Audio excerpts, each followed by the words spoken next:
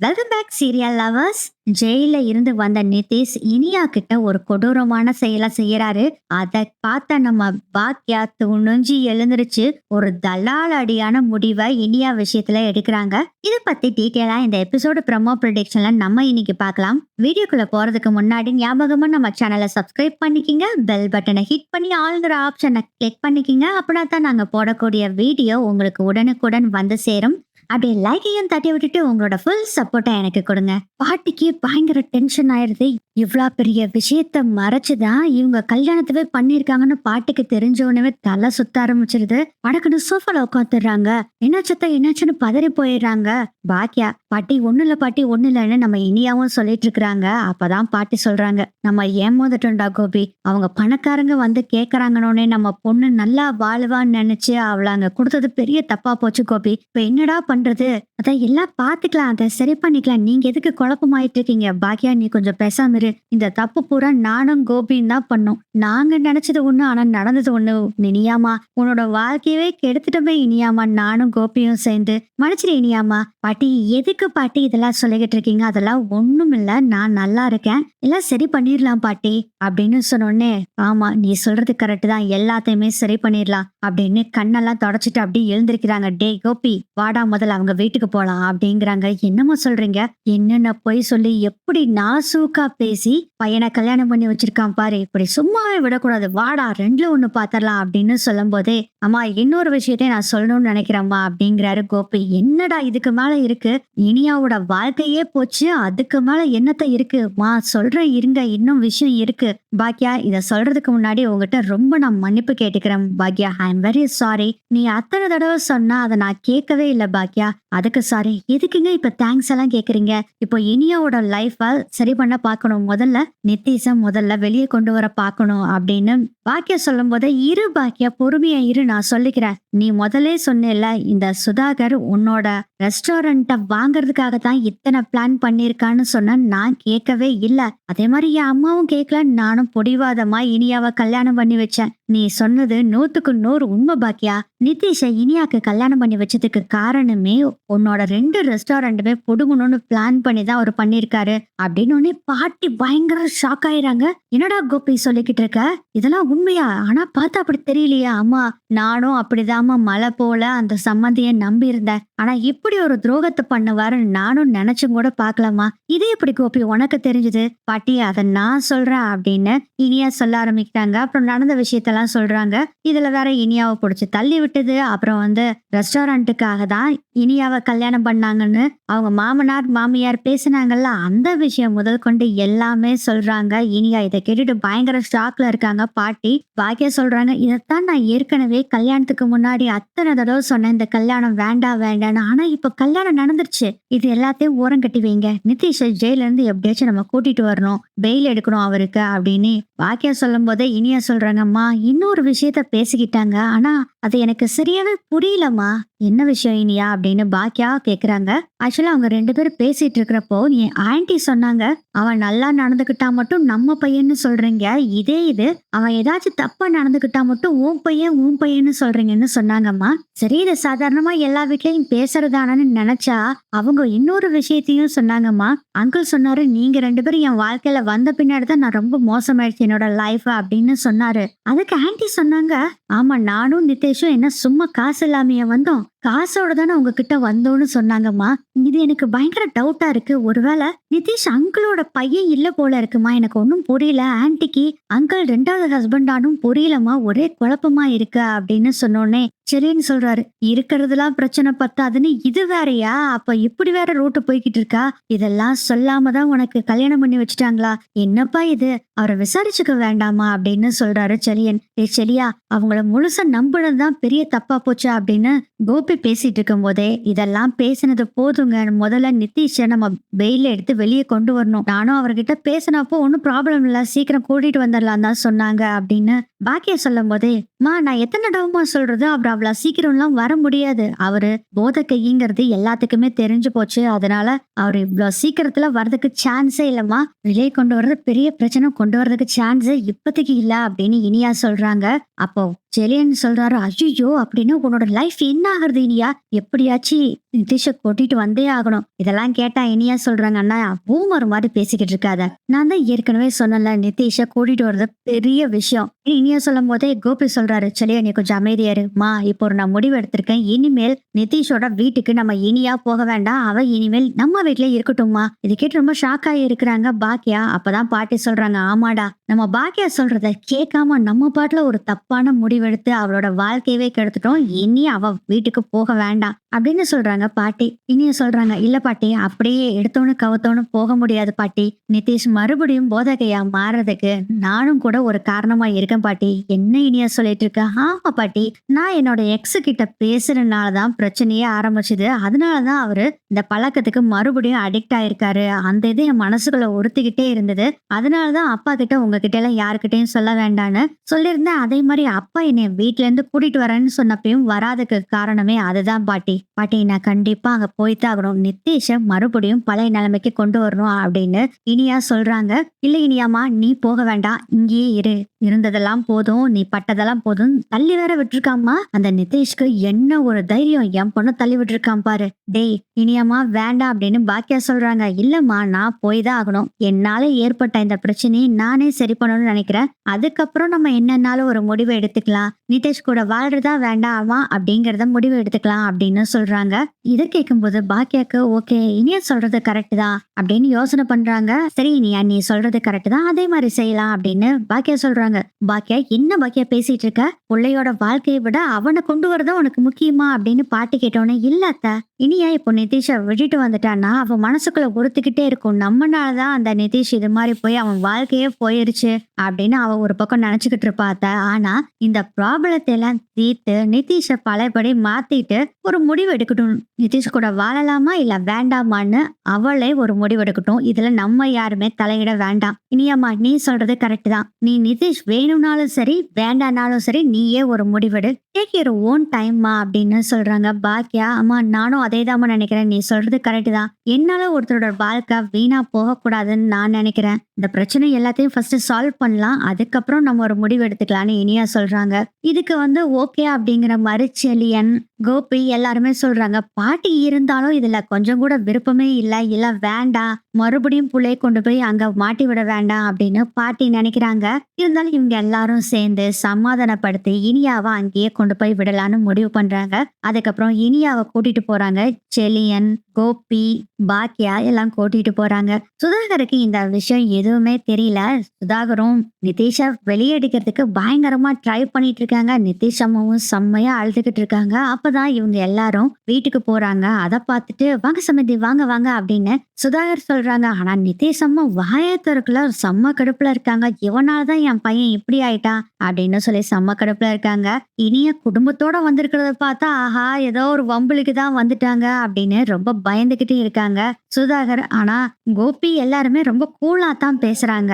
இப்ப எப்படி நிதிஷை வெளியே கொண்டு வரத பாக்கலாம் அப்படின்னு அவங்களும் கேக்குறாங்க. அதுக்குதான் ட்ரை பண்ணிட்டு இருக்கோம், கண்டிப்பா சீக்கிரம் கொண்டு வந்துருவோம் வெளியே அப்படின்னு சொல்றாங்க. அப்போ இனியா சொல்றாங்க, அங்கிள் இதுல இருந்து வெளியே வர்றது ரொம்ப பிரச்சனை அங்கிள், இவரும் யூஸ் பண்ணிருக்காரு அந்த பொருளை அப்படின்னு சொல்லும் போது, ஆமாமா அதான் என்ன பண்றதுன்னு தெரியல அப்படின்னு சொல்லும் போது எந்த ஒரு பேச்சுமே பேசாம கோபியும் பாக்கியாவும் அமைதியாவே இருக்காங்க. ஏன்னா இவங்க ஒரு பிளான்ல தான் வந்திருக்காங்க.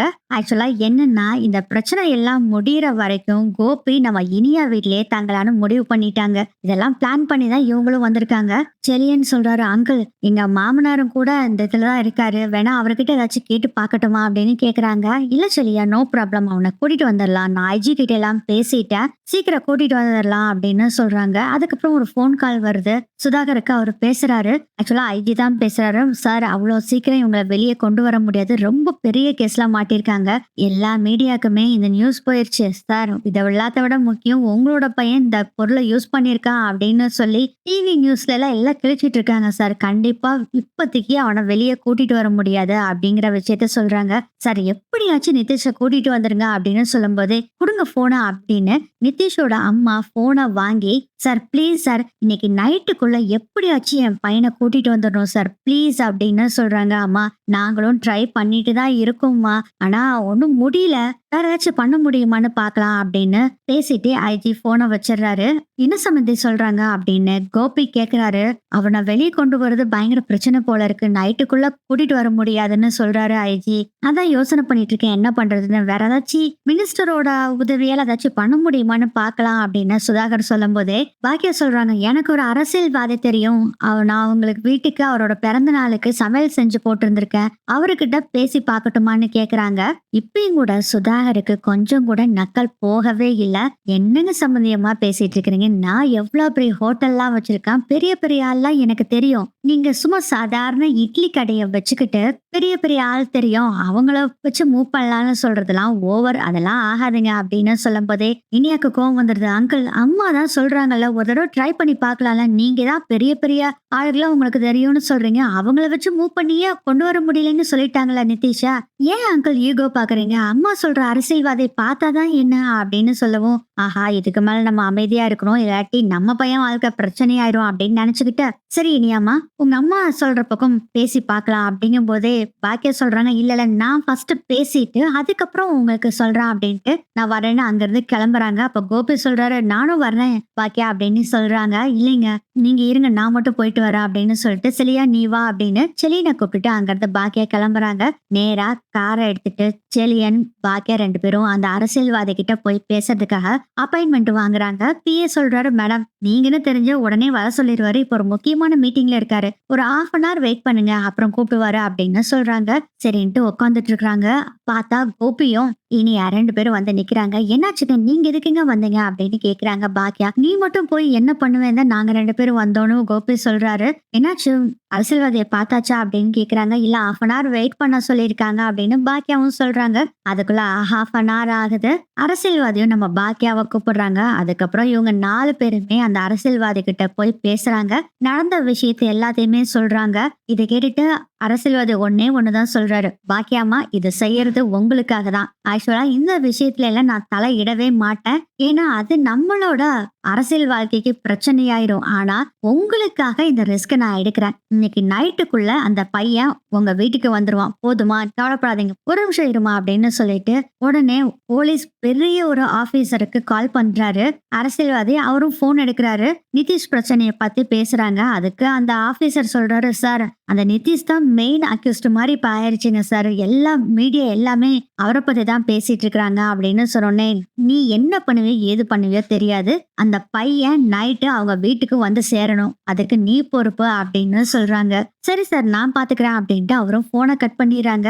அதுக்கப்புறம் அரசியல்வாதி பாக்கியா கிட்ட சொல்றாங்க, அம்மா நீங்க கவலைப்படாதீங்க, கண்டிப்பா உங்க மருமகன் வீட்டுக்கு வந்துருவாரு, ஆனா இன்னொரு கண்டிஷன், இனிமேல் இது மாதிரி மறுபடியும் ஜெயிலுக்கு அந்த பையன் போனான்னா நான் கொண்டு வர மாட்டேன், இதுதான் முதலும் கடைசியும், வேற எந்த ஹெல்ப்னாலும் கேளு நான் செய்வேன், ஆனா இந்த ஹெல்ப் மட்டும் நான் செய்யவே மாட்டேன் அப்படின்னு சொல்றாரு. கண்டிப்பாங்க சார், இதை செஞ்சதே எங்களுக்கு ரொம்ப பெருசு, ரொம்ப தேங்க்ஸ் அப்படின்னு சொல்லி பாக்கியா சொல்றாங்க.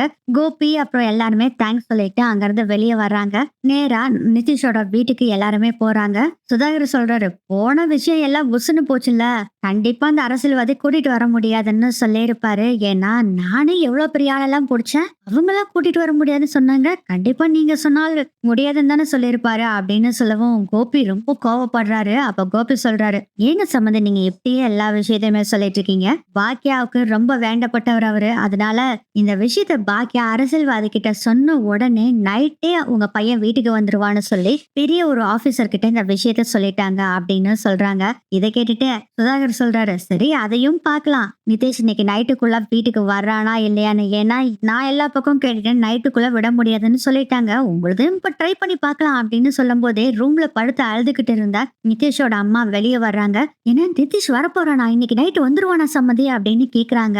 கோபியை பார்த்து, ஆமாங்க நாங்க பார்த்துட்டு பேசிட்டு வந்திருக்கோம் ஒரு அரசியல்வாதி கிட்ட, அவர் எப்படியும் நைட்டுக்குள்ள ரிலீஸ் பண்ண வைக்கிறேங்கன்னு சொல்லியிருக்காரு. இன்னொரு விஷயம் சம்மதி, இனிமேல் உங்க பையன் இது மாதிரி தப்பு செஞ்சா யாருமே வெளியே வெளியே கொண்டு வர முடியாது. இனிமேல் பத்திரமா பாத்துக்க வேண்டியது உங்க பொறுப்பு அப்படின்னு சொல்றாரு கோபி. அப்ப சும்மா இருக்காங்களா நிதிஷ் அம்மா? இதுக்கு எல்லாத்துக்குமே காரணம் இரியாதான். அவன் எக்ஸ் பாய் ஃப்ரெண்ட் கிட்ட இவ பேசுறதுனாலதான் அப்படிங்கும் போது கோபி சொல்றாரு, போதுங்க நிறுத்துங்க, அவ பேசலன்னு சொல்லிட்டா, மறுபடியும் தேவையில்லாம அவ்வளவு இது சீண்டிக்கிட்டு இருக்காதீங்க, விடுங்க, இப்போ உங்க பையனை எப்படி கொண்டு வரணும்னு பாக்கலாம் அப்படின்னு சொல்றாரு. டைமும் ஓடிக்கிட்டே இருக்கு, நைட் ஆகுது. எப்படி கூட்டிட்டு வரா இந்த பாக்கியான்னு பாக்கலாம் அப்படின்னு நினைச்சிட்டு இருக்காரு சுதாகர். ஆனா பாக்கியா சொன்ன மாதிரியே ஒரு ஃபோன் கால் வருது.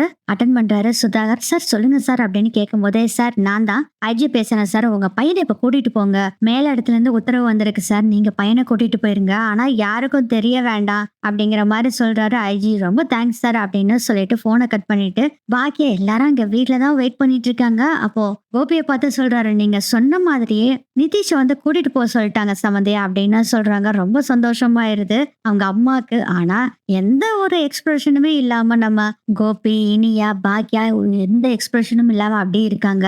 சரி நான் போய் கூட்டிட்டு வரேன்ட்டு அங்க இருந்து சுதாகர் போறாங்க. இருங்க நானும் வரேன் அப்படின்னா அவங்க அம்மாவும் கூட போறாங்க.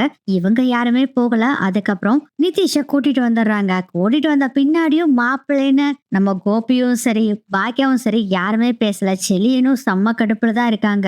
எப்படி நல்லா இருக்கீங்களா அப்படின்னு கூட இனியா கேட்காம ரொம்ப மௌனமா இருக்காங்க. ஆனா வந்ததும் வராதுமா நிதிஷ் இனியாவை பார்த்தோம் சரி அவங்க அம்மா அப்பாவை பார்த்தோம் பயங்கரமா கடுப்பாகிறாரு. அப்பா இவனாலதான்ப்பா எனக்கு எல்லா பிரச்சனையுமே இவ்வளவு, முதல்ல போ சொல்லுங்கப்பா அப்படின்னு சொல்றாரு நிதிஷ். டே நிதிஷ் கொஞ்சம் அமைதியா இரு, அவங்க தான் உன்னை கூட்டிட்டே வந்திருக்காங்க தெரியுமா, சம்மந்தி அம்மாவுக்கு தெரிஞ்ச ஒரு அரசியல்வாதி மூலமா தான் உன்னை கூட்டிட்டு வந்திருக்காங்க, நீ கொஞ்சம் அமைதியா இரு அப்படின்னு சொல்லிட்டு கூட்டிட்டு வர்றாங்க. அப்பவும் கூட இனியா கூட கொஞ்சம் கூட பேசவே மாட்டேங்கிறாரு. கட்டுப்பா முறைச்சு பார்த்துக்கிட்டே இருக்காரு. அது எல்லாத்தையுமே நோட் பண்ணிக்கிட்டு தான் இருக்காரு கோபியும். பாக்யா யோசனை பண்றாங்க, இருக்கிற நன்மை பார்த்தா நம்ம இங்க தங்கறதா நல்லதுன்னு நினைக்கிறேன், இனியா அப்பா தங்கறத விட நம்ம தங்கிறதா நல்லது. ஏன்னா இந்த சைக்கோ மாதிரி சுத்திட்டு இருக்க நிதிஷ் கிட்ட நம்ம பொண்ணை விடக்கூடாது அப்படின்னு முடிவு பண்றாங்க. பாக்கியா யோசனை பண்ணிட்டு இருக்காங்க. அதே சமயத்துல சுதாகர் எல்லாரும் சாப்பிடுவாங்க அப்படின்னு டின்னருக்கு கூப்பிடுறாங்க. பட் இவங்க யாருமே சாப்பிடுற மாதிரி ஐடியா இல்ல. இல்லைங்க வேண்டான்னு சொல்லிடுறாங்க. சரி நம்ம சொல்றாரு, டைம் ஆயிடுச்சு வீட்டுக்கு போலாமாமா அப்படின்னு கேக்குறாங்க. போடாண்டா சொல்லியா அப்படின்னு சொல்லிட்டு சரி நாங்க வர்றேன் அப்படின்னு பாக்கியா சொல்றாங்க. கோபியை கூப்பிட்டு கொஞ்சம் வாங்க தனியா பேசணும்னு கோபியை கூட்டிட்டு போறாங்க. அப்போ ஆக்சுவலா என்ன பாக்கியா அப்படின்னு கோபி கேக்குறாரு. பாக்கியா என்ன சொல்றாங்கன்னா, நீங்க இருக்கிறத விட நான் இனியா கூட இருந்துக்கிறேன், எத்தனால நான் பாத்துக்குவேன் அப்படின்னு சொல்றாங்க. இல்ல இல்ல வேண்டாம், அவன் எப்பப்போ எந்த நிலைமையில இருப்பான்னு நமக்கே தெரியாது, அதனால வேண்டாம் நீ கிளம்பு நான் பாத்துக்கிறேன் பாக்கியா அப்படின்னு சொல்றாங்க. இல்ல நானே இருக்கிறேன்னு பாக்கியாவும் சொல்றாங்க. வேண்டாம் நீ கிளம்புன்னு கோபி சொன்னதுனால வேற வழி இல்லாம சரி நான் கிளம்புறேன்ட்டு இனியா கிட்ட சொல்லிட்டு பாக்கியா சொல்லின்னு கிளம்பிடுறாங்க. சரி கோபியும் கிளம்பிடுவாரு அப்படின்னு சொல்லி வெயிட் பண்ணி பாத்துட்டு இருக்கிறாரு. ஆனா கோபி கிளம்பவே இல்லை. என்னடா இது இவன் கிளம்ப மாட்டேங்கிறானே அப்படின்னு யோசனை பண்றாரு சுதாகர். சரி இவர்கிட்டயே நம்ம கேட்டலாமே அப்படின்னு, என்ன சம்பந்தி இன்னும் கிளம்பாம இருக்கீங்க, உங்களுக்கு கிளவுட் கிச்சன்ல வேலையெல்லாம் இல்லையா, அதான் எல்லா ப்ராப்ளமும் முடிஞ்சிருச்சே, இதுக்கு மேல நாங்க பாத்துக்கிறோம் நீங்க கிளம்புங்க அப்படின்னு சொன்னோடனே கோபி சொல்றாரு, இல்லைங்க சம்பந்தி நான் இங்கதான் இருக்க போறேன், கொஞ்ச நாளைக்கு நான் இங்கேயே தங்குறேன், உங்களுக்கு ஏதாச்சும் ப்ராப்ளமா அப்படின்னு கேக்குறாங்க. என்னது இங்கே தங்குறீங்களா அப்படிங்கிற மாதிரி திரு முழிக்கிறாரு. என்ன சம்பந்தி நான் சொன்னோடனே உங்களுக்கு ஒரு மாதம் இருக்கு போல இருக்கு அப்படின்னு கோபி கேட்கவும், ஐயா அப்படிலாம் இல்ல சார், நீங்க தங்கலாம் ஒன்றும் பிரச்சனை இல்லை அப்படின்னு சொல்லும் போதே அவங்க வைஃப் சொல்றாங்க, இப்போ எதுக்கு இவர் இங்க தங்குறாராமா, நிதிஷ் ஏதாச்சும் பேசினா இவருக்கு ஏதாச்சும் தெரிஞ்சிட்டு போயிருக்குங்க, வேண்டாங்க அப்படின்னு குசு குசுன்னு சுதாகர் கிட்ட அவங்க வைஃப் சொல்றாங்க. அதுக்கு சுதாகர் குசு குசுன்னு சொல்றாரு, நிதிஷ் இங்கதான் வீட்டுக்குள்ளதான் இருப்பான், வெளியே போனா தானே ஏதாச்சும் ஒன்ன பண்ணிட்டு இங்க தகராறு பண்ணிட்டு இருப்பான், இங்கேயே வீட்டுக்குள்ளே வச்சிருந்தா ஒன்னும் பிரச்சனை இல்ல, என்னமோ சொல்றீங்க ஏதாச்சும் பிரச்சனை வந்துட போது பாத்துங்க அப்படின்னு சொல்றாங்க வைஃப். இதெல்லாம் விட நான் பாத்துக்கிறேன். சமந்தி நீங்க மேல இருக்க பெட்ரூம் எடுத்துக்கிறீங்களா அப்படின்னு கேட்கும். இனியே எங்க படுப்பா அப்படின்னு கேக்குறாங்க. மேலதான் சமந்தி. அப்போ மேல இருக்க பெட்ரூம்ல இனியாக்கு பக்கத்துல இருக்கக்கூடிய பெட்ரூம் எனக்கு கொடுத்துருங்க அப்படின்னு கோபி சொல்றாரு. இது கொஞ்சம் சரிப்பட்டு வர மாதிரி தெரியலையே, என்ன பண்றது, எப்படியாச்சும் காலையிலயே நம்ம முதல்ல கோபியை துரத்து விட்டுறோம், இல்லாட்டி அவ்வளவுதான் அப்படின்னு நினைச்சுக்கிட்டு இருக்காரு. எப்படா காலையில ஆகும், எப்படா துரத்து விடலான்னு நினைச்சிட்டு இருக்காரு. அதுக்கப்புறம் இனியாவை போய் படுக்க சொல்லிட்டு கோபியும் பக்கத்து ரூம்ல படுத்துக்கிறாரு. ஆனா இந்த தடவை என்ன பண்ணிட்டாங்கன்னா, நிதிஷ கீழே ஒரு ரூம் இருக்கும்ல, ஏற்கனவே அந்த ரூமுக்குள்ள தானே அடைச்சு வச்சிருப்பாங்க, அந்த ரூமுக்குள்ளேயே வாடா உள்ளுக்குள்ளேன்னு வச்சு கதவை சாத்திட்டு வர்றாங்க. ஆனா நிதிஷ் கதவை தாழ் போடக்கூடாதுன்னு ரொம்ப பிடிவாதம் பிடிக்கிறாரு. அதனால சும்மா கதவை சாத்திட்டு வந்துடுறாங்க. அதுக்கப்புறம் கோபி இனியா கிட்ட பேசிட்டு இருக்காங்க. இனியாச்சலம் எதுனாலும் சரி என்ன கூப்பிடு நான் வந்துடுறேன்டா அப்படின்னு சொல்றாங்க. அப்பா அதெல்லாம் ஒன்னும் ப்ராப்ளம் இல்லப்பா, நிதிஷ் அந்த ரூம்ல வச்சு கூட்டிட்டாங்க, ஒன்னும் பிரச்சனை இல்ல அப்படின்னு இனியா சொல்றாங்க. ஆக்சுவலா நிதிஷோட ரூம்ப நிதிஷ் பூட்டக்கூடாதுன்னு சொன்னனால அவங்க அப்பா அம்மாவும் விட்டுறாங்க. ஏன்னா சுதா திங்க் பண்றது அவன் ஏதாச்சும் மருந்த போட்டா மட்டும் தான் அவன் போதையில இருப்பான். இவன் இப்ப நார்மல் பர்சனா தானே இருக்கான். ஒன்னும் ப்ராப்ளம் இல்ல அப்படின்னு நினைச்சுக்கிட்டு இவங்களும் பூட்டாம விட்டுறாங்க. அதுக்கப்புறம் மிட் நைட் ஆகுது. அசந்து போய் தூங்கிட்டு இருக்காங்க இனியா. அப்பதான் யாரோ ஒருத்தர் கதவை திறக்கிற மாதிரி சத்தம் கேக்குது. இனியாவும் அப்படியே லைட்டா கண்ணை திறக்கிறாங்க. காலையில இருந்து அங்கேயும் இங்கேயும் அலைஞ்சிட்டு இருந்தனால ஏதோ சத்தம் கேட்கறதுக்கு முழிச்சு பார்த்துட்டு அப்படியே படுத்து தூங்கிடுறாங்க. அப்பதான் யாரோ ஒருத்தர் கதவை திறந்துட்டு வந்து இனியா பெட்டுக்கு பக்கத்துல சைட் டேபிள்ல பழங்கள்லாம் கட் பண்றதுக்கு பழமும் கத்தியும் வச்சிருக்காங்க. அந்த கத்திய அந்த பர்சன் எடுக்கிறாங்க. இனியாவை அப்படி வயித்துல குத்திடுறாங்க. இனியா பயங்கரமா சத்தம் போடுறாங்க. இது எல்லாத்தையும் கனவுல பார்த்தா நம்ம பாக்கியா பதறிக்கிட்டு எழுந்திருக்கிறாங்க. இனியா இனியா இனியா அப்படின்னு கூப்பிட்டுட்டே பாக்குறாங்க. பார்த்தா இது கனவு. ச்சே, கனவு தானா?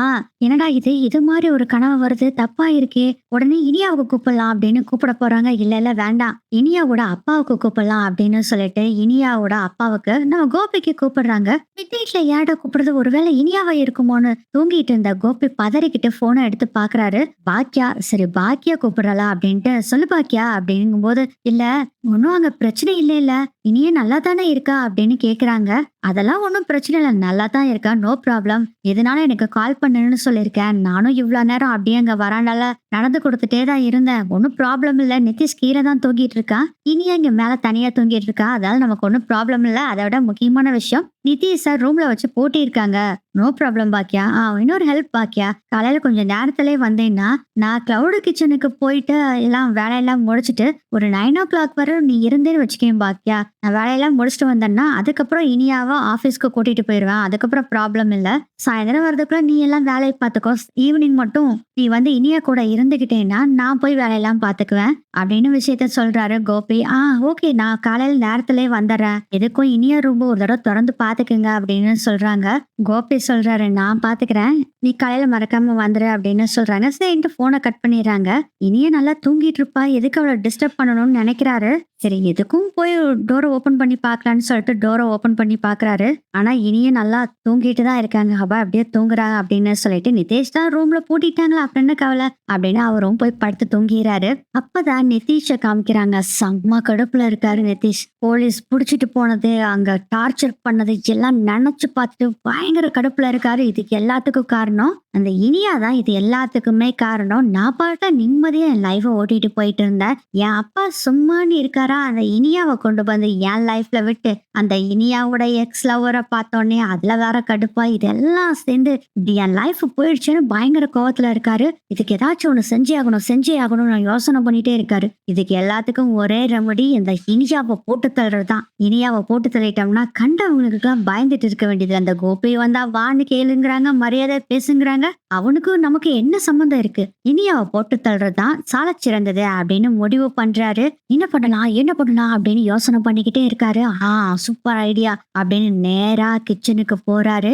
அங்க ஒரு கத்தி எடுக்கிறாரு. நேரா இனியா ரூமுக்கு பக்கத்துல வந்து நிக்கிறாரு. ஆக்சுவலா நிதிஷ்க்கு ஃபுல்லா போதை இன்னும் தெரியவே இல்லை, இன்னும் கொஞ்சம் போதையில தான் இருக்காரு. அதனால அவருக்கு என்ன செய்யறன்னு கூட தெரியல. நேரா இனியாவோட ரூமு கிட்ட போய் டோரை ஓபன் பண்றாரு. இனியா அசந்து போய் தூங்கிட்டு இருக்காங்க. பாக்கியா கனவுல எப்படி வந்ததோ அதே மாதிரி நம்ம இனியா பக்கத்துல வந்து நிக்கிறாங்க. என்ன இவரு கிச்சன்ல இருந்தே கத்தி எடுத்துட்டு வந்துட்டாரு, அதான் டிஃபரன்ஸ். அப்படியே வந்து நிக்கிறாரு. இனியா அப்படியே பாக்குறாரு. இனியா அசந்து தூங்கிட்டு இருக்காங்க. மைண்ட் வாய்ஸ் ஓடுது நிதிஷ்க்கு, இனியா உன்னால தாண்டி என் லைஃபே போச்சு. நான் பாட்டுல சந்தோஷமா எனக்கு பிடிச்ச மாதிரி வாழ்ந்துட்டு இருந்திருப்பேன். நீ வந்து என் லைஃபவே கெடுத்துட்ட. இன்னைக்கு பயங்கர அவமானப்பட்டுட்ட. போலீஸ் எவ்வளவு கேவலமா என்ன நடத்தினான்னு தெரியுமா? அதெல்லாம் பாக்குறப்போ நான் அப்பவே போட்டு தள்ளணும் முடிவு பண்ணிட்டு இருந்தேன். ஆனா வீட்டுக்கு அவ்வளவு சீக்கிரம் வர முடியாதுன்னு நினைச்சேன். ஆனா உன்னோட உதவியாலேயே வீட்டுக்கு வந்து ஒன்னவே போட்டு தள்ள போறேன் பாரு அப்படின்னு சந்தோஷத்துல அப்படியே லைட்டா சிரிக்கிறாரு. இந்த சிரிக்கிற சவுண்ட கேட்டோன்னே இனியா ஏதோ இங்க சவுண்ட் கேக்குதுன்னு டப்புன்னு முழிச்சு பார்த்தா நிதிஷ் கத்தியோட நின்னுட்டு இருக்காரு. நிதிஷை பார்த்தோன்னே, என்ன நிதிஷ் பண்ணிட்டு இருக்கீங்க அப்படின்னு சொல்லும் போதே டப்புன்னு வாயை பொத்திடுறாரு. நிதிஷ் கத்தி எடுத்து குத்த வர்றாரு. ஆனா இனியா கைய பிடிச்சிட்டாரு. அந்த கத்திய பிடிச்சு தள்ளி விட ட்ரை பண்றாங்க. இவரும் அரை போதையில இருக்காருல, அதனால ஃபோர்ஸா இனியா கிட்ட சண்டை போடவும் முடியல. கத்திய பிடிச்சு தட்டி விட்டுட்டு நிதிஷையும் பிடிச்சு தள்ளி விடுறாங்க. நிதிஷ் போய் ஒரு பக்கம் தொபக்கடின்னு விழுகிறாரு. அப்பயும் பாத்தீங்கன்னா, இனியா உன்னை சும்மா விட மாட்டேன்டியா அப்படின்னு எழுந்திருச்சு வந்து கத்தி கீழே கிடக்குது. அதை எடுக்கிறதுக்கு வர்றாங்க. அதுக்குள்ள இனியா நேரா போய் டோரை ஓபன் பண்ணிட்டு வர்றப்பயே பாத்தீங்கன்னா ஹெல்ப் ஹெல்ப்னு கத்திட்டு வர்றாங்க. ஓடி வந்து டோரை ஓபன் பண்றாங்க.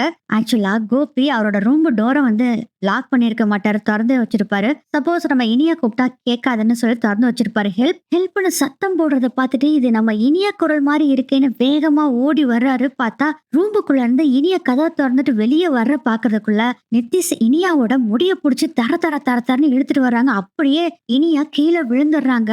அப்படியே தர தர தரன்னு இழுத்துட்டு வந்து கத்தி எடுத்து குத்த போறாரு நிதிஷ். கரெக்டா நம்ம கோபி வந்துடுறாரு. இனியாமா அப்படின்னு கத்திட்டு ஓடி வந்து நிதிஷுக்கும் இனியாக்கும் நடுவுல வந்துடுறாரு. அப்படி கீழே வந்து விழுகிறாரு. கரெக்டா நிதிஷ் இனியா குத்துறதுக்கு பதிலா இவங்க 2 பேத்துக்கு நடுவுல கோபி வந்து விழுகிறனால கோபி வயித்துல குத்திடுறாரு நிதிஷ். இத பார்த்துட்டு இனியா பயங்கரமா பதறி கத்திக்கிட்டு இருக்காங்க. அப்பயும் நிதிஷ் என்ன பண்றாருன்னா இனியாவை குத்துறதுக்கு ட்ரை பண்றாரு. கோபியும் விடுற மாதிரி இல்ல. கோபியும் புடிச்சு நிதிஷ தள்ளி விடுறாங்க. இனியா கோபி 2 பேரும் நிதிஷ போட்டு செம்ம அடி அடிக்கிறாங்க. ரூம்ல இருந்து தண்ணி குடிக்கிறதுக்காக டைனிங் ஹாலுக்கு வர சுதாகருக்கு மேல ஏதோ சத்தம் கேக்குதுங்கிறது தெரிய வருது. உடனே நிதிஷோட ரூம்ல போய் பாக்குறாரு. நிதிஷ் அங்க இல்ல. எல்லாம் இவனால பெரிய பிரச்சனை அப்படின்னு சொல்லிட்டு அவங்க வைஃப கூப்பிட்டுட்டு மாடிக்கு மேல ஓடி போய் பார்த்தா நிதிஷை இவங்க 2 பேரும் போட்டு அடிச்சுக்கிட்டு இருக்காங்க. லைட்டை போட்டுட்டு சமதி எதுக்கு சமதி அவன் பையனை அடிக்கிறீங்க தள்ளுங்கன்னு அப்படின்னு தள்ளும் போது பார்த்தா கோபிய குத்தி இருக்கிற விஷயம் தெரியுது. ஆஹா பயவுல ஏதோ கோர்த்து விட்டுட்டான் நம்மள அப்படின்னு தெரிஞ்சுக்கிறாரு. சுதாகர் நினைச்சிட்டு இருக்கிறாரு. அதுக்குள்ள நிதிஷோட அம்மா நிதிஷ வந்து தூக்கிட்டு என்னடா ஆச்சா இவங்க 2 பேரும் இப்படி சேர்ந்து அடிச்சுக்கிட்டு இருக்காங்க அப்படின்னு சொல்லும் போதுமா அவளை உயிரோட விடக்கூடாதுமா, குத்துணுமா குத்துணுமா அப்படின்னு சொல்லிட்டு இனியா பக்கத்துல ஃப்ரூட்ஸ் எல்லாம் கட் பண்றதுக்கு ஒரு சின்ன கத்தி இருக்கும். அந்த கத்தியை தூக்கிட்டு வந்து இனியாவை குத்து வர்றாங்க. பலாடுற கண்ணத்துல அடிக்கிறாரு. சுதாகர் என்னடா நினைச்சிட்டு இருக்கிறா, என்ன பண்ணி வச்சிட்டு இருக்கிறா அப்படின்னு சொல்லிட்டு தர தர தரன்னு நிதிஷை இழுத்துட்டு வந்து ரூம்குள்ள போட்டு கதவை பூட்டிட்டு மேல ஓடி வர்றாரு. கோபிக்கு அடிபட்டிருக்க விஷயம் தெரியுது. என்னன்னு கேட்கும் போது நிதிஷ் இப்படி குத்திட்டான், உடனே ஹாஸ்பிட்டல் கூட்டிட்டு போலாம் அங்கிள் அப்படின்னு இனியா சொல்றாங்க. அதுக்கப்புறம் கோபிய ஹாஸ்பிட்டலுக்கு கூட்டிட்டு போறாங்க. அந்த சமயத்துல இனியா கூப்பிட்டு பாக்கியாவுக்கும் செலியனுக்கும் இந்த விஷயத்த சொல்லிடுறாங்க. பாக்கியா செலியன் 2 பேரும் ஹாஸ்பிட்டலுக்கு வேகமா வர்றாங்க. ஹாஸ்பிட்டலுக்கு கூட்டிட்டு போன பின்னாடி டாக்டர் செக் பண்ணி பாக்குறாங்க. கட்டெல்லாம் போட்டு விட்டுறாங்க. கோபிக்கு ஸ்டிச்சிங்லாம் போட்டு முடிச்சுட்டு வெளியே வர்றாரு டாக்டர். சுதாகர் என்னாச்சா அப்படின்னு கேக்குறாங்க. அழுதுகிட்டே இருக்காங்க இனியாவும். சுதாகர் கிட்ட டாக்டர் சொல்றாரு, நல்ல வேலைக்குங்க மேலால பட்டுருக்குங்க கத்தி, இந்நேரம் உள்ளுக்குள்ள போயிருந்தா என்ன ஆயிருக்குது, இது யாரு பண்ணது அப்படின்னு கேக்குறப்போ எல்லாரும் திரு திருத்துன்னு முழிக்கிறாங்க.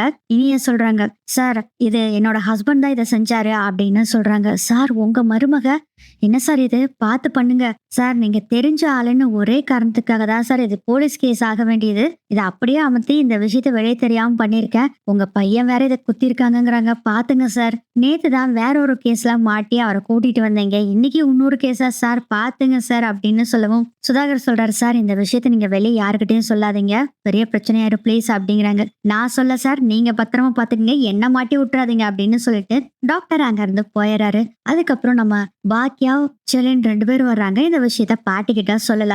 பாக்கியா வந்தோடனே இனி அவங்க அம்மாவை கட்டி பிடிச்சிட்டு நடந்த விஷயத்தெல்லாம் சொல்றாங்க. பாக்கியாக்கு பயங்கர கோவம் வருது. என்ன சார் உங்க பையனை வளர்த்து வச்சிருக்கீங்க, உங்களை நம்பித்தானே என் பொண்ண இனி அப்பாவும் என் அத்தையும் கொடுத்தாங்க, ஆனா நீங்க என்னன்னா இப்படி ஒரு துரோகம் பண்ணிருக்கீங்களே சார், என் பொண்ணோட வாழ்க்கை இந்நேரம் என்ன ஆயிருக்கும், அவளை குத்தி இருந்தா என்ன ஆயிருக்கும் அப்படின்னு சொல்லவும், இல்ல சமந்தி லேசான காயம்தான், நாளைக்கு டிஸ்சார்ஜ் பண்ணலாம்னு சொல்லிட்டாங்க டாக்டர் அப்படின்னு சொன்னோன்னே, சார் லேசான காயமோ அதிகமான காயமோ அதை பத்தி எனக்கு கவலை இல்லை, அவர் தானே இதை பண்ணினாரு அப்படின்னு சொல்லவும் சமதியமா போதும் இப்போ எதுவுமே பேசாதீங்க, நம்ம காலையில எதுனாலும் பேசிக்கலாம் அப்படின்னு சொல்லிடுறாங்க. ஃபர்ஸ்ட் கோபிய பார்க்கலாம் அப்படிங்கிற விஷயத்த சொல்றாங்க. ஆமாமா இதெல்லாம் அப்புறம் பேசிக்கலாம், இப்போ முதல்ல பார்க்கலாமா அப்படின்னு சொல்றாங்க இனியா. அதுக்குள்ளேயே நர்ஸ் வந்துடுறாங்க. நீங்க பேஷண்ட் பாக்கறனா பார்க்கலாம் அப்படின்னு சொன்னோடனே எல்லாரும் போய் பாக்குறாங்க. பார்த்தா லைட்டா தான் அடிபட்டிருக்கு, கத்தி குத்து கம்மியா பட்டிருக்கனால ஒரு வழியா தப்பிச்சுட்டாரு கோபி. பாக்கியா கேக்குறாங்க கோபி கிட்ட, இப்ப எப்படி இருக்கு, நல்லா இருக்கா அப்படின்னு கேக்குறாங்க. ஐம் ஆல்ரைட் பாக்கியா, எனக்கு ஒன்றும் இப்ப பிரச்சனை இல்லை, நல்லா இருக்கேன் அப்படின்னு சொல்லும் போது இனியா பயங்கரமா அழுதுட்டு இருக்காங்க. இனியாமா எதுக்கு இனியாமா அழுதுட்டு இருக்க, அதெல்லாம் ஒண்ணு இல்ல. சுதாகர் வர்றாரு, அவரும் வந்து பேசுறாரு, எப்படி இருக்கு அப்படிங்கிறாங்க. ஐம் ஆல்ரைட் அப்படின்னு சொல்லி பேசுறாங்க. அதுக்கப்புறம் சாரி சம்பந்தி, நிதிஷ் இப்படி பண்ணதுக்கு சாரி, ஐம் வெரி சாரி அப்படின்னு சொல்றாங்க. பரவாயில்ல விடுங்க அப்படின்னு கோபி சொல்லிடுறாரு. காலையில உங்களை டிஸ்சார்ஜ் பண்ண சொல்லிட்டாங்க சம்பந்தி, நம்ம காலையில போயிடலாம் வீட்டுக்கு அப்படின்னு சொல்றாரு சுதாகர். ஓகே சம்பந்தி நம்ம போய்க்கலாம் அப்படின்னு சொல்லி ரொம்ப கூலா சொல்றாரு. கோபியும் செலினுக்கு கோவம் வந்துருது. என்ன சார் உங்க பையன் பண்ணி வச்சிருக்கான், காயம் ஆழமா பதிஞ்சிருந்தா என்ன சார் ஆகுறது? இதே என் தங்கச்சி வயித்துல குத்திருந்தா அவளோட லைஃப் என்ன ஆகுறது? என்ன சார் உங்க பையன வாழ்த்து வச்சிருக்கீங்க? அப்படின்னு அவர் திட்டுறாரு. டேய் சொல்லியா கொஞ்சம் அமைதியா இரு அப்படின்னு பாக்கியா சொல்றாங்க. மா இல்லம்மா பேசாம இரு. காலையில எதனால பேசிக்கலாம் அப்படின்னு சொல்லிட்டு நீங்க கிளம்புங்க அப்படின்னு சொல்லிடுறாங்க பாக்கியா. சரி சம்பந்தி நான் கிளம்புறேன். ஆனா போலீஸ் கிட்ட மட்டும் இதை இன்ஃபார்ம் பண்ணாதீங்க அப்படின்னு சுதாகர் சொல்றாரு. இல்ல சார் நாங்க இன்ஃபார்ம் பண்ணல அப்படின்னு சொல்லிடுறாங்க பாக்கியா. அதுக்கப்புறம் சுதாகர் அவங்க வைஃப் 2 பேரும் அங்க இருந்து போன பின்னாடி செலின்னு சொல்றாங்கம்மா ஏமா என்ன பேசாம இருக்க சொன்னா பாரு ஜஸ்ட் மிஸ் தப்பிச்சிட்டாரு. இல்லைன்னா என்ன ஆயிருக்கும்? இனியா வயித்துல குத்தி இருந்தா என்ன ஆயிருக்கும்? இனியா இந்நேரம் என்ன ஆயிருப்பா? அத முதல்ல நினைச்சு பாத்தீங்களா? ஆழம் கம்மியா இருக்கவும் பரவாயில்ல. என்னம்மா இது? இந்த நிதிஷ் கூட இனிமேல் இனியா வாழ வேண்டாம். அதுதான் நமக்கு நல்லது. செலியன் சொன்னதை கேட்டுட்டு பாக்கியா சொல்றாங்க. நானும் அதை தாண்டா நினைச்சேன். எனக்கு கனவு வந்தது அப்பவே பயந்துகிட்டு இருந்தேன். இனியாவா அந்த நிதிஷ் வந்து குத்துற மாதிரி. அதனாலதான் உங்க அப்பாவுக்கு கால் பண்ணி இந்த விஷயத்த சொன்னேன். எனக்கும் மனசுக்குள்ள அவளை அங்க விடுறதுல எனக்கும் விருப்பம் இல்லடா. இனி போதும். இனியா இவங்க கூட வாழ்ந்ததே போதும். இனியாமா இனியாமா எல்லாமே நான் செஞ்ச தப்புதான். உங்க அப்பாவும் பாட்டியும் சேர்ந்து இந்த கல்யாணத்தை நடத்துறேன்னு சொன்னா நான் நிறுத்திருக்கணும். அவங்க இஷ்டப்படி விட்டது என் பெரிய தப்பு. சாரி இனியாமா உன்னோட லைஃபே இப்படி போயிடுச்சு அப்படின்னு ரொம்ப கவலையா பாக்கியா சொல்லிட்டு இருக்காங்க. இதெல்லாம் கேட்டுட்டு பெட்ல படுத்துட்டு இருக்கிற கோபி சொல்றாரு. இல்ல பாக்கியா அது எங்களோட தப்பு. நான் விசாரிச்சிருக்கணும் அந்த பையன் எப்படி அவங்க ஃபேமிலி எப்படின்னு. அவங்க பணக்காரங்கன்னு நினைச்சோடனே பொண்ணு வாழ்க்கை நல்லா இருக்கும்னு நினைச்சிட்டு நான் பாட்டுல இப்படி பண்ணிட்டேன். சாரி இனியாமா அப்படின்னு சொல்றாங்க. பரவாயில்ல டாடி இருக்கட்டும் விடுங்க அப்படின்னு சொல்லும் போதே பாக்கியா சொல்றாங்க. நீ செல்வியோட பையனை கல்யாணம் பண்ணி இருந்தாவே நீ சந்தோஷமா இருந்திருப்ப இனியா. ஆனா பணக்கார வீடுன்னு உங்க அப்பா கல்யாணம் பண்ணி கொடுத்து இப்போ உன் வாழ்க்கை தான் கேள்விக்குறியாயிருச்சு அப்படின்னு சொல்றாங்க. அப்ப கோபி சொல்றாரு. இப்போ நம்ம என்னதான் பண்றது அப்படின்னு கேட்கும் போது பாக்கியா சொல்றாங்க. இதை எப்படி விட்டுற முடியாதுங்க. நாளைக்கு காலையில உங்களை வீட்டுல கொண்டு போய் விட்டுட்டு நான் நேரா நிதிஷோட வீட்டுக்கு போறேன். இனி நிதிஷ்க்கும் இனியாவுக்கும் எந்தவித சம்மந்தம் இல்லைன்னு சொல்லிட்டு கூட்டிட்டு வரத்தான் போறேன் அப்படின்னு சொல்றாங்க. அம்மா இல்லம்மா நிதிஷ திருத்திட்டு போதும் இனியா. நிதிஷ் அவன் ஒரு சைக்கோ. நீ சொல்ற மாதிரியும் உன் மாமனார் மாமியார் சொல்ற மாதிரியும் அவன் உன்னோட லவ்வரை பார்த்துக்கிட்டு அவன் இப்படி மாறினான்னு சொல்றதெல்லாம் இல்ல. அவன் எந்த ஒரு சூழ்நிலையிலும் மாறிக்கிட்டு தான் இருப்பான். சரி இந்த பிரச்சனை நீ சரி பண்ணி கொண்டு வந்துட்டேன்னா அடுத்தது வேற ஏதாச்சும் ஒரு பிரச்சனை வந்ததுன்னா மறுபடியும் இதே மாதிரி பண்ணானா நீ என்ன பண்ணுவ? உன் லைஃபே போயிரும் இனியா. வேண்டாம் இனிமேல் வாழ வேண்டாம். இந்த குற்ற உணர்ச்சியை முதல்ல நீ தூக்கி போடு. உன்னோட உயிர் உனக்கு முக்கியம். நீ நல்லா இருக்கணும் இனியா. அதுக்காக என்ன வேணாலும் பண்ணலாம். இனியா அம்மா சொல்றதான் கரெக்ட். இனியா அம்மா சொல்றத கேளு. பாக்கியா நீ நாளைக்கு கூட்டிட்டு போய் கட் அண்ட் ரைட்டா பேசி டிவோர்ஸ்க்கு அப்ளை பண்ணிடுறேன்னு சொல்லிட்டு வந்துரு. டிவோர்ஸ் வாங்கி கொடுத்துடலாம் அப்படின்னு சொல்லிட்டு ஒரு வார்த்தையை கோபி சொல்றாரு. இனியாமா இன்னும் நீ அந்த செல்வியோட பையனை மனசுல நினைச்சுக்கிட்டு இருந்தேன்னா உனக்கு இஷ்டம்னா நீ செல்வியோட பையனவே கல்யாணம் பண்ணிக்கோ அப்படின்னு சொன்னோன்னே ஷாக்கா பாக்குறாங்க. இனியா டாடி அதை வந்து இல்ல இனியாமா நான் என் மனசார சொல்றேன். நான் என் ஆசைக்காக நீ பணக்காரனா இருக்கணுங்கிற ஆசையில நானும் அம்மாவும் யாரு என்ன ஏதுன்னு பார்க்காம கல்யாணம் பண்ணி கொடுத்துட்டோம். எங்களோட சாய்ஸ் முடிஞ்சுது.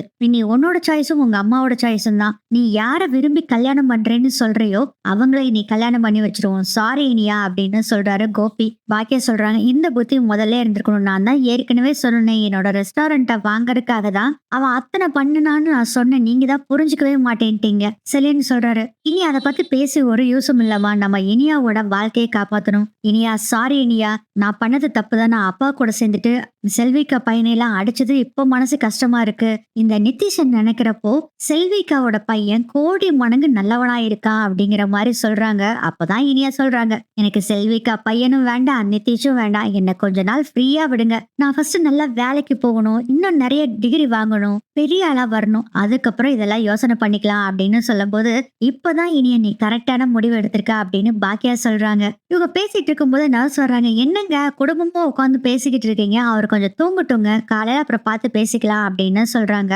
நர்ஸ். அதனால சரி தூங்கட்டும் கோபின்ட்டு இவங்க 3 பேரும் வெளியே வந்து உட்காந்துருக்காங்க. காலையில ஆகுது. பாட்டி கண் முழிச்சு பாக்குறாங்க. ஒருத்தரையும் காணோம் வீட்டுல. ஏடாச்சு ஒருத்தரையும் காணாமேன்னு சொல்லிட்டு பாக்கியாவுக்கு கால் பண்றாங்க. அதுக்கப்புறம் தான் பாக்கியா நடந்த விஷயத்தெல்லாம் சொல்றாங்க. பதறி போயிடுறாங்க. அதுதான் கவலைப்படாதீங்க இப்போ ஒண்ணும் இல்ல அவருக்கு. இனியா அப்பா ரொம்ப நல்லா இருக்காரு. நாங்க வீட்டுக்கு கூட்டிட்டு வந்துடுவோம் கவலைப்படாதீங்க அப்படின்னு சொல்றாங்க. நான் கோபி கிட்ட கொஞ்சம் பேசணும் அப்படின்னு பாட்டி சொல்றாங்க. அதை கேட்டுட்டு இருங்க போனை கொடுக்குறேன்னு சொல்லிட்டு நான் கோபி கிட்ட போனை கொடுத்து பேச சொல்றாங்கம்மா. நான் நல்லா இருக்கேம்மா. எந்த ஒரு பிரச்சனையும் இல்ல. ஐம் ஆல் ரைட்மா அப்படின்னு சொல்றாங்க. இல்ல கோபி அந்த நிதிஷ் இப்படி பண்ணிட்டானே கோபி. உனக்கு இப்ப ஒண்ணும் இல்ல அம்மா. நான் இன்னும் கொஞ்ச நேரத்துல வீட்டுக்கு வந்துருவேன். எதுக்குமா பதறிக்கிட்டே இருக்க? இருக்கீங்க. இந்த நிதிஷ சும்மா விடக்கூடாது. போலீஸ்ட்ட புடிச்சு கொடுக்கணும் கோபி. அம்மா அதெல்லாம் ஒண்ணும் வேண்டாம். நம்ம அப்புறம் பேசிக்கலாம் விடுங்க. நான் வீட்டுக்கு முதல்ல வரேன் அப்படின்னு சொல்லிடுறாங்க. அதுக்கப்புறம் கோபியை டிஸ்சார்ஜ் பண்றாங்க. சரியா நீ அப்பாவை கூப்பிட்டுட்டு வீட்டுக்கு கிளம்பு. நான் இனியாவை கூப்பிட்டுட்டு அங்க 2ல 1 பார்த்துட்டு வந்துடுறேன் அப்படின்னு சொல்றாங்க. நிதிஷ் வீட்டுக்கு போறாங்கிற மாதிரி சொல்றாங்க. அதை கேட்ட கோபி இல்ல இல்ல வேண்டாம் நானும் வரேன் அப்படின்னு சொல்றாங்க. இல்ல நீங்க எதுக்கு இப்ப வந்துட்டு இந்த நிலைமையில வேணாம் நீங்க ரெஸ்ட் எடுக்கணும் அப்படின்னு சொல்றாங்க. இல்ல இல்ல பாக்கியா நானும் வரணும். நானும் நறுக்குன்னு 4 கேள்வி கேட்கணும் அப்படின்னு கோபியும் சொல்றாரு. சரி வாங்க அப்படின்னு இவங்க 4 பேருமே ஸ்ட்ரெயிட்டா நிதிஷ் வீட்டுக்கு போறாங்க. நிதிஷ் வீட்டுக்கு வந்து இவங்க எல்லாரும் இறங்குறாங்க. சுதாகர் அதை பார்த்து பக்கு பக்குன்னு இருக்காரு.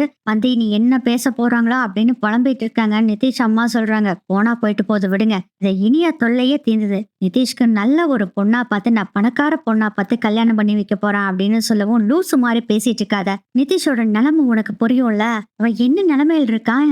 இனியா விட்ட வேற எந்த பொண்ணை கல்யாணம் பண்ணி அவன் வாழ முடியும் அப்படின்னு சொல்லும்போது போதும் போதும் நிறுத்துங்க. இது எல்லாத்துக்கும் காரணம் நீங்க தான். அந்த ஹோட்டலை வாங்கணும்னு ஆசைப்பட்டுட்டு தான் நீங்க இனியாவை கல்யாணம் பண்ணிருக்கீங்க. அந்த இனியாவும் போனா ஹோட்டலும் போயிரும் பயத்துல தான் இதெல்லாம் பண்றீங்க. எனக்கு நல்லாவே புரியுது அப்படின்னு உடனே பேசாம இரு அப்படின்னு பேசிட்டு இருக்கும் போதே இனியா வீட்டுக்குள்ள வர்றாங்க. வா இனியா வா. சமந்தி உங்களுக்கு இப்ப எப்படி இருக்கு. வாங்க வாங்க வந்து உட்காருங்க அப்படின்னு கோபி பார்த்து சொல்றாங்க. அப்ப கோபி சொல்றாரு நான் உட்கார்றதுக்கு வரல உங்ககிட்ட பேசிட்டு போலான்ட்டு வந்தேன் அப்படிங்கும் போதே பாக்கியா சொல்றாங்க சார் சுத்தி வளைச்செல்லாம் பேசுறதுக்கு நாங்க விரும்பல. உங்க பையன் என்னங்க சைக்கோவா. என் பொண்ண கத்தியில குத்த வந்திருக்கா. இனியா அப்பா மட்டும் ஏதாச்சும் தடுக்கலன்னா இந்நேரம் என்ன ஆயிருக்கிறது. என் பொண்ணுனால எப்படி கத்தியை குத்துனதை சமாளிச்சிருக்க முடியும். இதெல்லாம் டூ மச் சார். உங்க பையனை நீங்க நல்ல ஒரு மனோதத்துவ டாக்டர்கிட்ட போய் காமிங்க அப்படின்னு பேசும்போதே அம்மா அதெல்லாம் வேண்டாம். முதல்ல ரீஹாப் சென்டர்ல போய் நிதிஷை விட சொல்லுங்க. இல்லாட்டி உங்க பையன் இப்படியே எல்லாத்து வாழ்க்கையும் கெடுத்துக்கிட்டு இருப்பான் அப்படின்னு இனியா சொல்றாங்க. இல்ல இனியா அவன் தெரியாம ஏதோ போதும் அங்கிள் நீங்க சொன்னீங்கன்னு சொல்லி ஒரே வார்த்தைக்காகத்தான் நானும் இருந்துட்டே இருந்தேன். நான் நினைச்சேன் அவர் திருந்திருவாருன்னு. ஆனா கொஞ்சம் கூட திறந்தவே இல்ல. எனக்கும் 1000 கனவுகள் இருக்கு அங்கிள். நான் பெரிய ஆளாகணும். என்னோட ப்ரொஃபஷனல்ல நான் பெருசா வரணும்னு நினைச்சேன் அங்கிள். பட் நிதிஷ கல்யாணம் பண்ணி என் வாழ்க்கையே போயிடுச்சு அப்படின்னு பேசிட்டு இருக்கும் போதே கரெக்டா நிதிஷ் ரூம்ல இருந்து வெளியே வர்றாரு. மாட்டுல இருந்து அப்படி கீழே இறங்கி வந்துட்டு இருக்காரு. இவங்க எல்லாம் பேசிட்டு இருக்கிறத பார்த்துட்டு அப்படியே கையை தட்டிட்டு வர்றாங்க. அப்பா சாமி முதல்ல போங்க நீ போனீங்கன்னாவே என் லைஃப் ரொம்ப சந்தோஷமா இருக்கும் அப்படின்னு சொல்லும் போதே கோபிக்கு பயங்கர கோவம் வருது. நீ பேசாத. நீ நைட்டு செஞ்ச வேலைக்கு இந்நேரம் உன்னை போலீஸ்ல நாங்க புடிச்சு கொடுத்துருக்கணும். நல்ல வேலைக்கு லைட்டான காயத்தோட தப்பிச்சோம். இல்லாட்டி என்ன ஆயிருக்கிறது அப்படின்னா அவரு ஒரு பக்கம் திட்டுறாங்க. நிதிஷ் சொல்றாரு முதல்ல தயவு செய்து கையெடுத்து கும்பிட்டு சொல்றாரு உங்க பொண்ணை கூட்டிட்டு போயிருங்க. நான் நிம்மதியா இருப்பேன். இவனாலதான் என் வாழ்க்கையே கெட்டு போச்சு. நேத்தே அவளை போட்டு தள்ளிட்டு இன்னைக்கு சந்தோஷமா இருந்திருப்பேன். ஆனா உங்கனால அவ தப்பிச்சிட்டான்னு சொல்லும் போது இதை கேட்ட பாக்கியாக்கு பயங்கர கோவம் வருது. வந்து பலார்னு நிதிஷ் கணத்துல அடிக்கிறாங்க.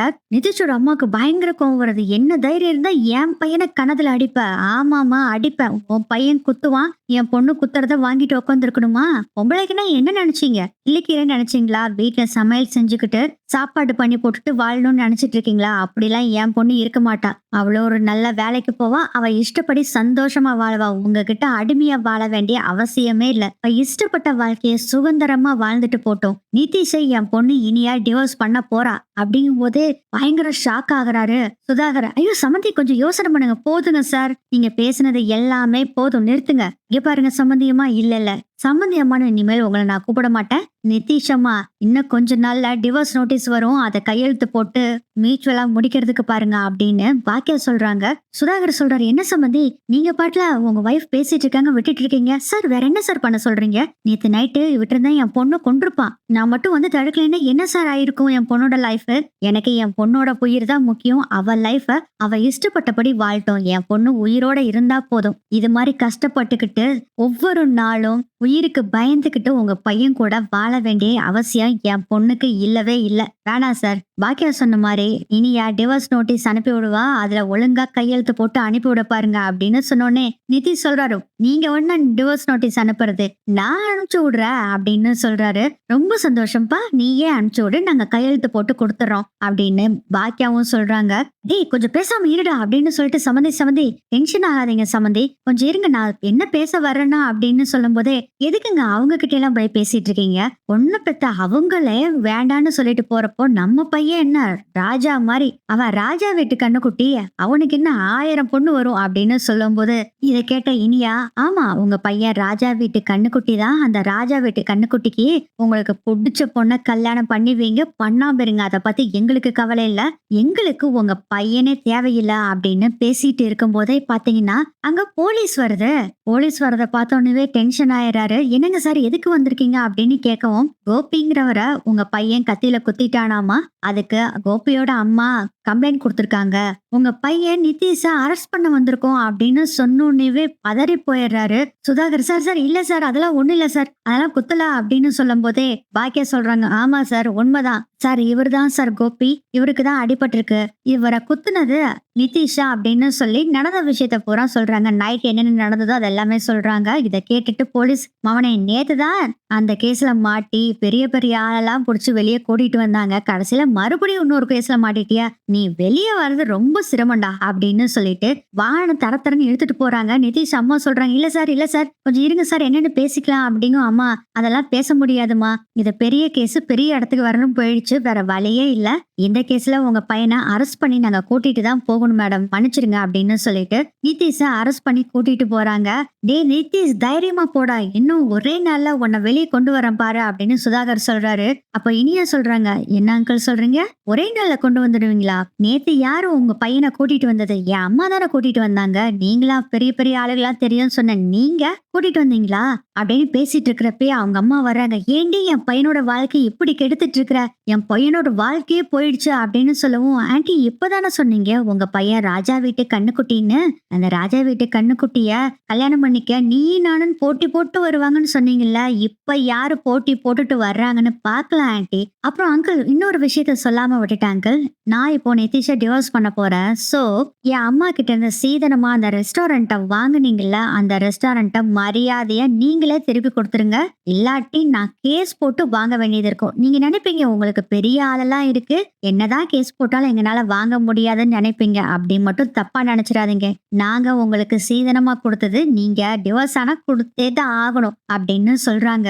பாக்கிய சொல்றாங்க, இனியா அதெல்லாம் அப்புறம் பாத்துக்கலாம், நீ வா போலாம். இல்லம்மா, உன்னை ஏமாத்தி என்னென்ன கஷ்டப்படுத்தி அந்த ரெஸ்டாரண்ட்டை யாருக்குமே தெரியாம எப்படி புடுங்கினாருமா, உனக்கு எவ்வளவு மனசு கஷ்டமா இருந்திருக்கும், அந்த கஷ்டத்துல 1% சுதாகர் அங்கிள் அனுபவிக்கணும்ல, அதுக்கு தாமா சொல்றேன். இனியா போதும் இனியா, இதெல்லாம் அப்புறம் பேசிக்கலாம் வாங்க அப்படின்னு சொல்லிட்டு சுதாகரை பார்த்து சொல்றாங்க, யானைக்கு ஒரு காலம் வந்தா பூனைக்கும் ஒரு காலம் வரும் சார், பாத்தீங்களா எங்கிட்ட இருந்து அந்த ரெஸ்டாரண்ட்டை எப்படி ஏமாத்தி அபகரிச்சிங்க, ஆனா இப்போ நேர்மையா அந்த ரெஸ்டாரண்ட் எங்களுக்கு வரப்போகுது, பாத்துக்கலாம் சார் அப்படின்னு சொல்லிட்டு வா இனியா போலான்னு இனியாவோட கைய புடிச்சு அப்படியே கூட்டிட்டு போறாங்க பாக்கியா. கூடவே கோபி அண்ட் செலின் 2 பேரும் அங்க இருந்து கிளம்பிடுறாங்க. வீட்டுக்கு வந்து அடுத்த செகண்டே என்னத்தை இப்படி பண்ணிட்டீங்க அப்படின்னு பாட்டி கிட்ட கேக்குறாங்க. பாட்டி ரொம்ப கோபமா சொல்றாங்க, அப்புறம் என்ன சும்மாவா இருக்க முடியும், என் பேத்தியை கொல்ல வந்திருக்கான், என் பையனை குத்தி இருக்கான், அவனை சும்மா விட்டுற முடியுமா, அதனாலதான் போலீஸ்க்கு கால் பண்ணி இந்த விஷயத்த சொன்னேன் அப்படின்னு சொல்றாங்க. எப்ப எப்படிமா போலீஸ்க்கு எல்லாம் கால் பண்ணீங்க அப்படின்னு கேட்கும்போது, ஏய் வந்துட்டியாடா கோபி அப்படின்னு சொல்லிட்டு கோபியை கட்டி பிடிச்சுக்கிறாங்க பாட்டி.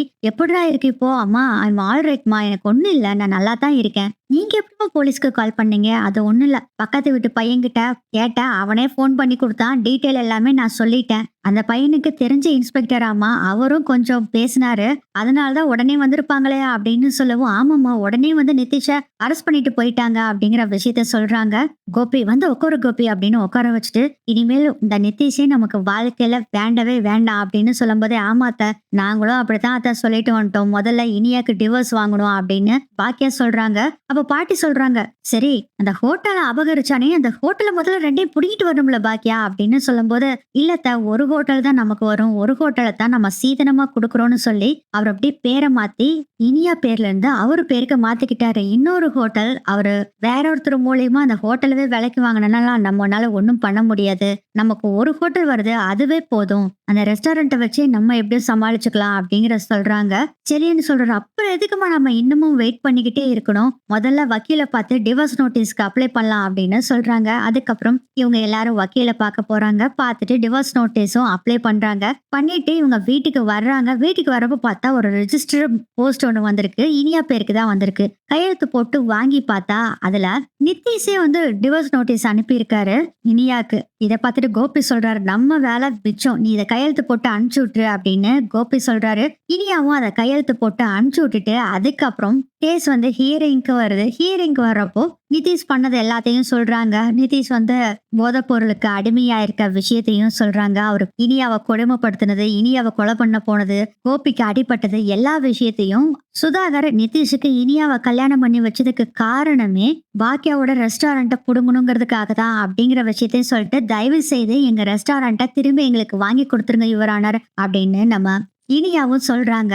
இது எல்லாத்தையும் கேட்ட ஜட்ஜு பெயில இருந்து வெளியே வந்திருக்கிற நிதிஷ் கிட்ட கேக்குறாங்க, நீங்க என்ன இதுக்கு சொல்றீங்க அப்படின்னு கேட்கும். மேடம், இவ ரொம்ப மோசமான ஆள் மேடம். ஏற்கனவே ஒருத்தனை லவ் பண்ணா, அவனை விட்டுட்டு என்ன கல்யாணம் பண்ணா, சொத்துக்கு ஆசைப்பட்டு கல்யாணம் பண்ணா மேடம். மறுபடியும் அவங்க கூட தொடர்பு வச்சிட்டு இருக்கான். அதான் எனக்கு கோவம் நான் இது மாதிரி கெட்ட பழக்கத்துக்கு அடிமையாயிட்டேன் அப்படின்னு சொல்லவும், மேடம் நிதிஷ் சொல்றது 100க்கு 100 பொய் மேடம். நான் அவங்கிட்ட சாதாரணமா தான் பேசினேன் மேடம். இவரு தான் தப்பு கணக்கு போட்டார். நான் ஏற்கனவே நிதிஷ் கிட்ட சொல்லிட்டேன். நான் அவர் எப்படி இருக்கான்னு தான் கேட்க போனேனே தவிர அவர் கூட எந்த ஒரு தொடர்பும் இல்லைன்னு நான் நிறைய தடவை சொல்லிட்டேன். அப்பயும் நிதிஷ் கேட்கல மேடம் அப்படின்னு சொல்லிட்டு, எனக்கு இவரோட உறவே வேண்டாம், தயவு செய்து எனக்கு இவருக்கு டிவோர்ஸ் கொடுக்க சொல்லிருங்க அப்படின்னு சொல்றாங்க. அதுக்கு நிதிஷ் சொல்றாரு, மேடம் டிவோர்ஸுக்கு முதல்ல நான் நோட்டீஸ் கொடுத்ததே நான் தான் மேடம்.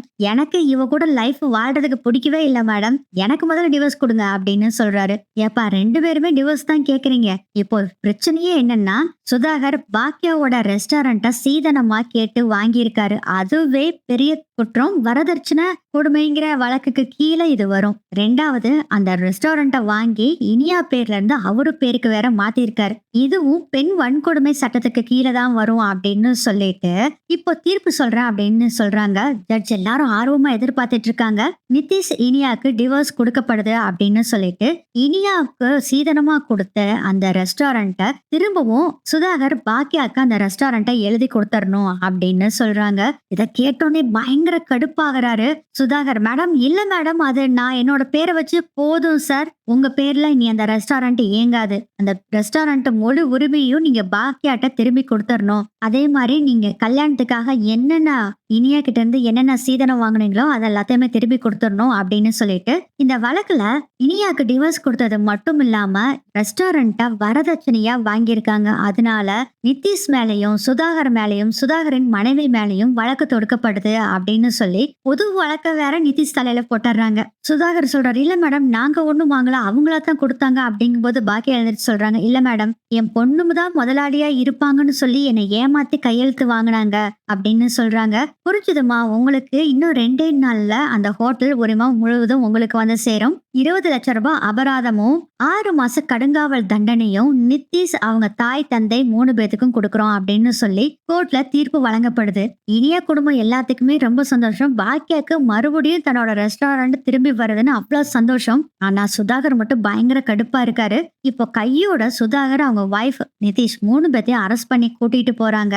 அப்ப பாக்கியா வர்றாங்க. சார், எப்ப புரிஞ்சுதா சார், நேர்மை தான் என்னைக்குமே ஜெயிக்கும். ஒருத்தரை ஏமாத்தி ஒரு சொத்தை புடுங்கி ரொம்ப நாள் வாழ்ந்துட முடியாது சார். அது நிரந்தரமா உங்க கையிலயும் நிக்காது. இப்போ உங்களுக்கு புரிஞ்சிருக்குமே. பாக்கியா, இப்ப என்ன கடுப்பேத்தாதீங்க பாக்கியா. சார், இப்ப கடுப்பேத்தாம எப்ப சார் கடுப்பேத்த முடியும்? நீங்க ஜெயில உட்காந்துட்டு இருக்கிறப்போ நான் பேச முடியுமா? முடியாது சார். இன்னும் 2 நாள்ல என்னோட ரெஸ்டாரண்ட் என் கைக்கு வந்துரும்னு சொல்லிட்டாங்க. நான் பேரு மாத்த வேண்டியது இருக்கு. என்னென்ன வேலை எனக்கு நிறைய இருக்கு சார். சாரி சார், உங்ககிட்ட பேசுறதுக்கு நேரம் இல்ல அப்படின்னு சொல்லும் போதே இனியா வர்றாங்க. ஆமாமா, நம்ம பிஸியான நாள். நீங்க ஜெயில போய் நல்லா களி சாப்பிடுங்க அங்கிள் அப்படின்னு சொல்லிட்டு நிதிஷ் கிட்ட போறாங்க. நான் எவ்வளவோ சொன்னேன், நான் எந்த தப்புமே பண்ணலன்னு. ஆனா நீ என்ன கொலை பண்ற அளவுக்கு வந்த பாரு. உன்ன மாதிரி கேவலமான ஒருத்தன் கூட இவ்வளவு நாள் வாழ்ந்தேன்னு நினைக்கிறப்போ என்ன நானே திட்டிக்க வேண்டிய நிலைமை அப்படின்னு சொல்லிட்டு, இப்போனாச்சும் உங்ககிட்ட இருந்து பிரிஞ்சுட்டேன், அதே எனக்கு சந்தோஷம் அப்படின்னு சொல்லிட்டு வாங்கம்மா போலான்ட்டு போறாங்க.